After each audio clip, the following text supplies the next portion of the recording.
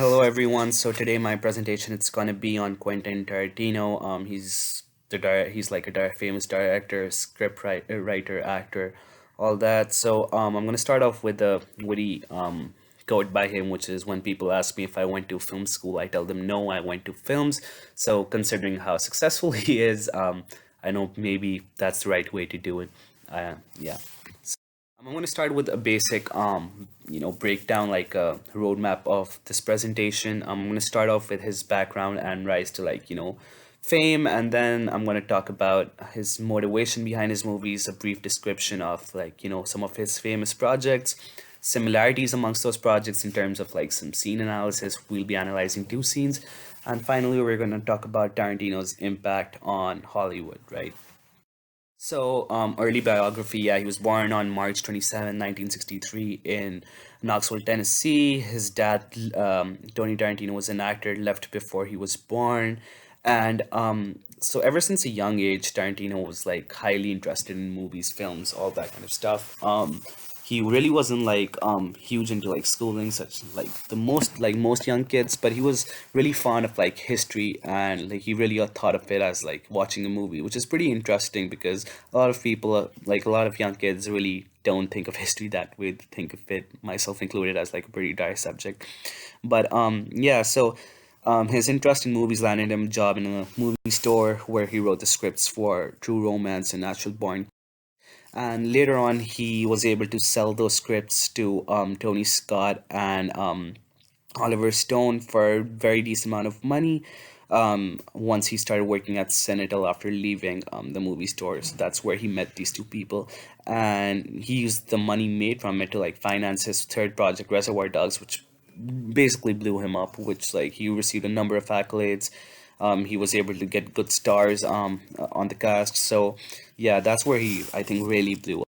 So regarding his motivation, I think like there was this interview with Forbes that best summarizes the impact of personal life incidents on Tarantino's movies. So basically his movies, they're painfully personal. Like he's never trying to like this quote basically sums it up, that my movies are painfully personal, but I'm never trying to let you know how personal they are. It's my job to make it look personal and also disguise that, so only I or the people who know me know how personal it is. The more I hide it, the more revealing I can be. So that's really interesting because he's basically saying that, yeah, if you know me personally, you're gonna get hints in the movie, and you're gonna realize how that movie tells so much about me. So like while his movies are highly there's a lot of action, there's a lot of drama, there's a lot of humor, all that, but yeah, you wouldn't expect it to be personal, but apparently they are. So another thing that Tarantino deals with are the stressors in his life by recreating history in his own image, right? So as savage and nutty and eccentric as his movies can be, there is inherent goodness at heart in them. His characters like make bad decisions, but usually they're on like this correction course, this self-development course, as they're looking to make an impact bigger than themselves, basically. And that's true for a lot of his movies. If you watch them, like you will see that it's not just like personal good, it's like for the greater cause. And even as outlandish or like as weird his characters can be, they're all attempting to right the ship of bad events that that they were involved in. They're all looking to put history on a better path that leads somewhere more helpful and morally correct. Yeah. Some of his famous works: Django Unchained, Inglourious Basterds, Pulp Fiction, Kill Bill Saga, Once Upon a Time, great movies, all of them.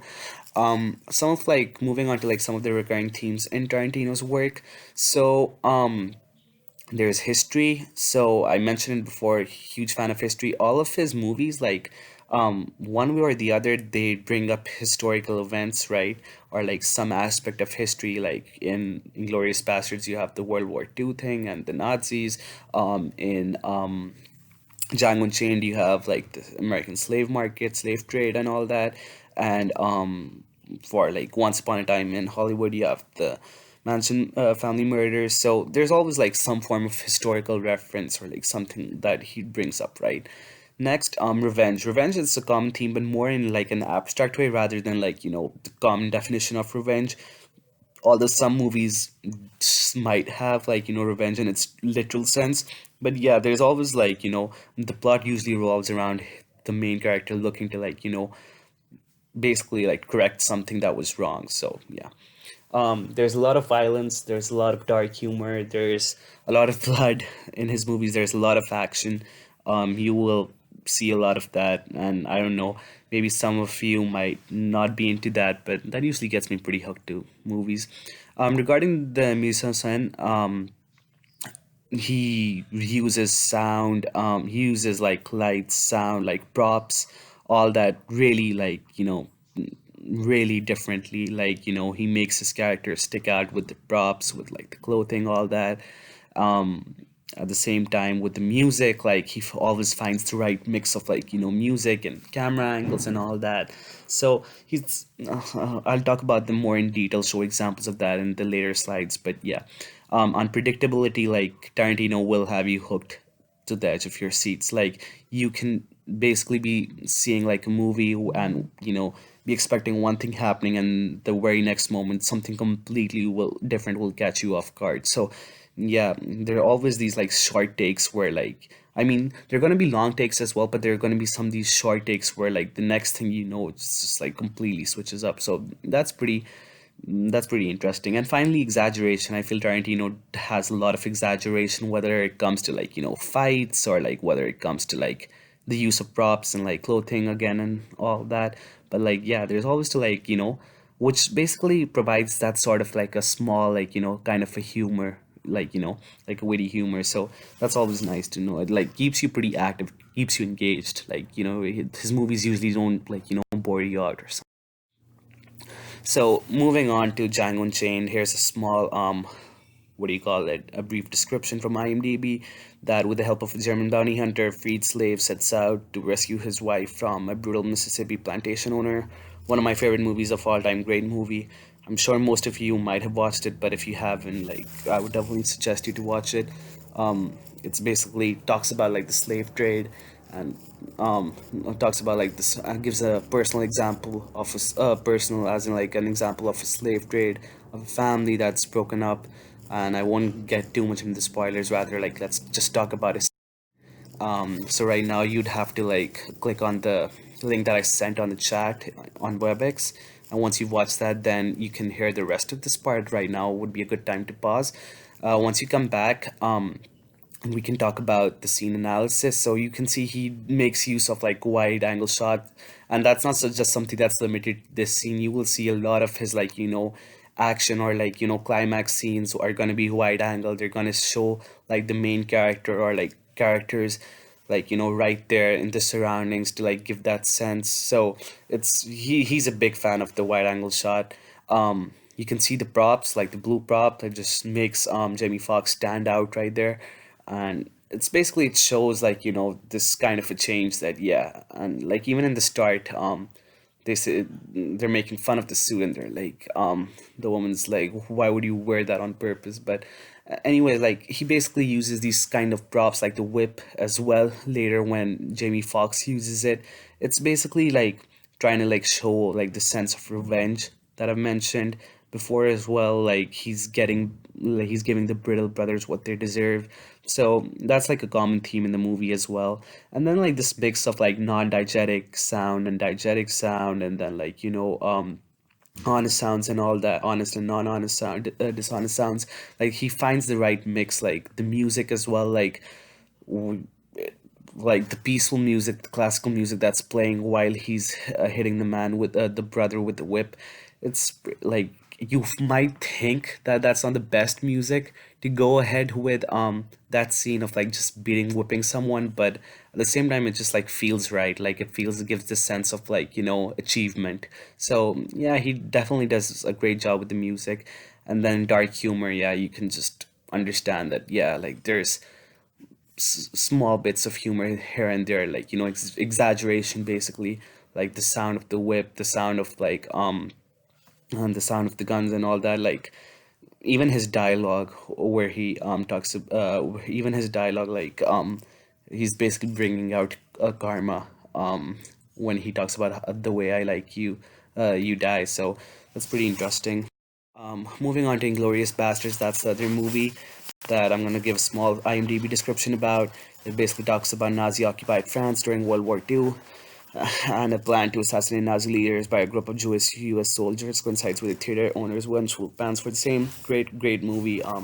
Everyone does a phenomenal job. So onto the scene analysis once again. You could watch the scene that I've sent in the link, and once you're back, you can hear the rest of this, which is basically I'm not going to talk about too much for this one, but it's basically once again unpredictability. Like, um, you think that they're going to shoot each other, but you think then they don't shoot each other, and then when you think that they're not going to shoot each other, they do shoot each other. So he's got you at the edge of the seat, like just trying to like expect what's going to come next. And then once again the wide angle shot, like the havoc that's in the bar, he's always got you at the edge of the seat, and like in a very humorous kind of way, like the way like wherever the guns are pointing and all that, it's pretty funny like that. And then like even the gunfire voices, like he's added that mix of diegetic and non-diegetic sound, like, and some of the gun voices, they're not true. You know that those are not what guns sound like, right? Like they're like slow pitched voice, which is pretty funny. Like he does a very good job with like sound. Like I was reading about him earlier, and there was this for Reservoir Dogs, he apparently spent his entire budget just to get like music budget just to get like one classical song, which was pretty interesting. So yeah, he does a great job overall with like finding that mix of sound, camera angles, and all that. But like these are some of the common themes. Context and place in Hollywood finally. So I'm gonna wrap it up with like this small quote where he says, "I know more about movies than most of my critics, and I write better than most of them as well, so I don't take them too personally."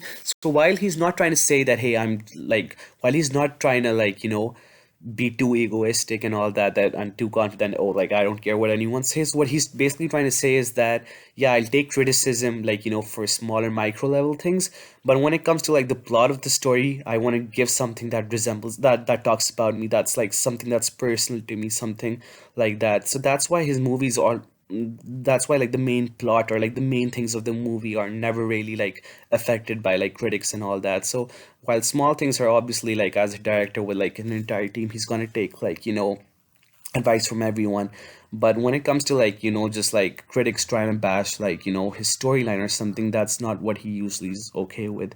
And again, like power of influence, like his movies, like as I talked about earlier as well, like they have this correctional path, like this character development, which is like so important because movies just show us that it's never too late, like like that's what he tries to say, that like the importance of company, the importance of like just righting your wrongs and all that. So it's pretty interesting. And then even cultural nostalgia, like he will like talk about cultural context. Like most of his movies are going to be in those cultural contexts full of stereotypes and all that, where he's trying to like show the wrongs of the society, right? Where he's not trying to generalize any the society, but where he's trying to show like the generalizations of the society that have been existing, like the the status quo and all that in like a lot of movies. So that's pretty interesting how he does all of that. So overall, like a great director. The films that I've mentioned, especially Django Unchained and Inglorious Bastards, would definitely recommend you to watch some Pulp Fiction as well. Great movies. So yeah, thank you so much.